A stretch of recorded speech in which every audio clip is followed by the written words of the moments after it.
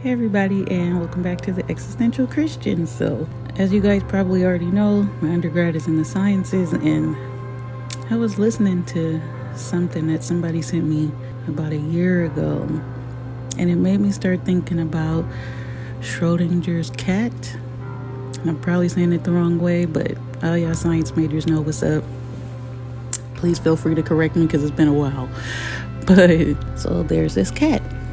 And the cat is in like this place, this room or bunker or whatever, how the official experiment went. Sorry guys, it's been a while.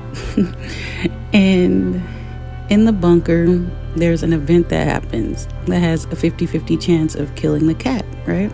And so basically what happens is the person who's conducting the experiment opens the door to this room to see if the cat is dead or alive. And the theory is that the cat is both dead and alive.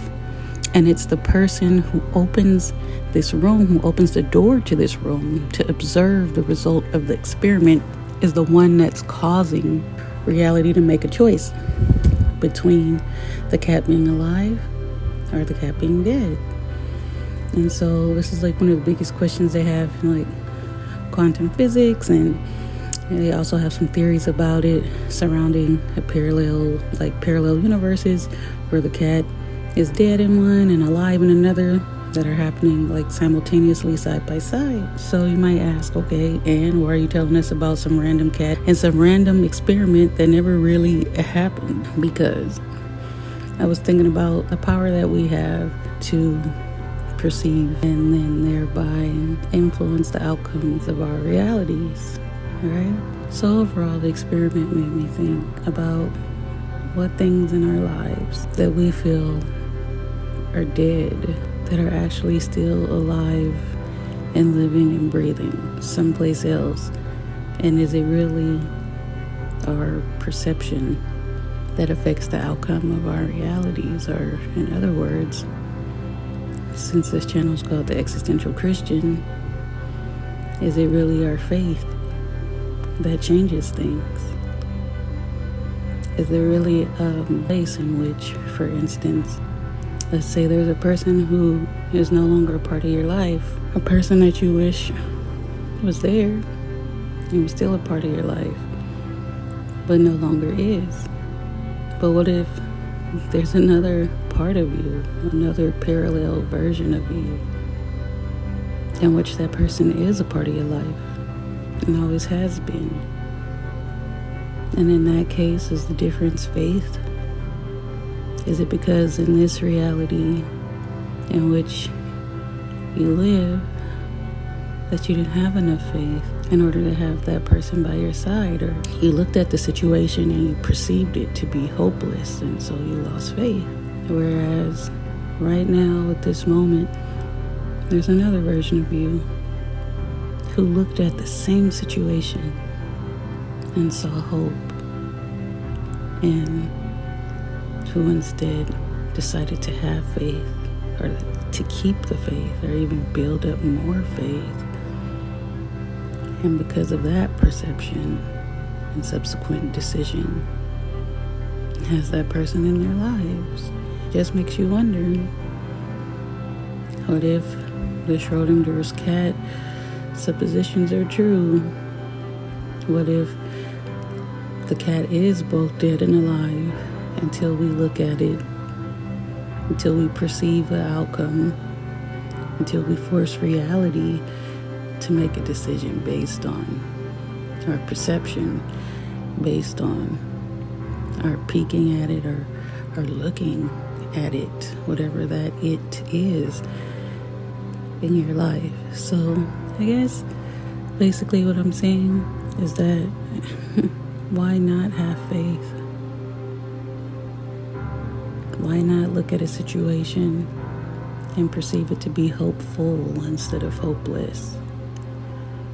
Why not look at a situation and perceive it to just be something that needs a little more faith instead of something that's a lost cause?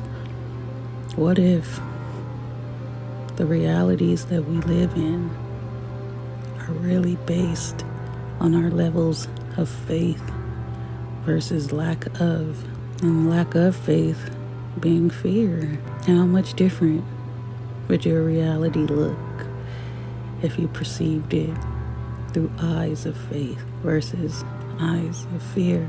How many more wonderful things would you have in your life, and that you still can have in your life, if you decide to perceive them through the eyes of faith instead of losing things that are precious to you because you decide to perceive and look through eyes of fear? So today I just want to give a little message of hope with this closing scripture. So our scripture is 1 John chapter 4 verse 18, and I'm going to read the King James, but then I'm going to read the Amplified version just in case the King James is too thick to digest. There is no fear in love, but perfect love casteth out fear, because fear hath torment. He that feareth is not made perfect in love. And in the Amplified version it says, there is no fear in love. Dread does not exist. But full-grown, complete, perfect love turns fear out of doors and expels every trace of terror. For fear brings with it the thought of punishment, and so he who is afraid has not reached the full maturity of love, is not yet grown into love's complete perfection. So choose love and cast out fear, and live in a perceived reality of faith, of a perceived reality that is full of hope. And a final word on hope from Romans 8:24. For in this hope we are saved, but hope that is seen is no hope at all. For who hopes for what they already have? In Jesus' name.